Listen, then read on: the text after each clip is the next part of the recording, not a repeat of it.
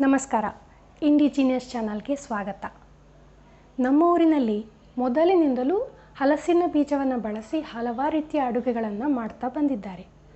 ಆದರೂ ಹಲವರಿಗೆ ಹಲಸಿನ ಬೀಜ ಎಂದರೆ ಅದೊಂದು ರೀತಿಯ ತಾತ್ಸಾರ ಭಾವ. ಇತ್ತೀಚೆಗೆ ವಿದೇಶಗಳಲ್ಲಿ ಹಲಸಿನ ಬೀಜದ ಪೋಷಕಾಂಶಗಳ ಬಗ್ಗೆ ಮಾಹಿತಿಗಳು ಹರಡತೊಡಗಿದಾಗ ನಮ್ಮವರಿಗೂ ಅದು ಹೌದೆಂದು ಅನಿಸತೊಡಗಿದೆ.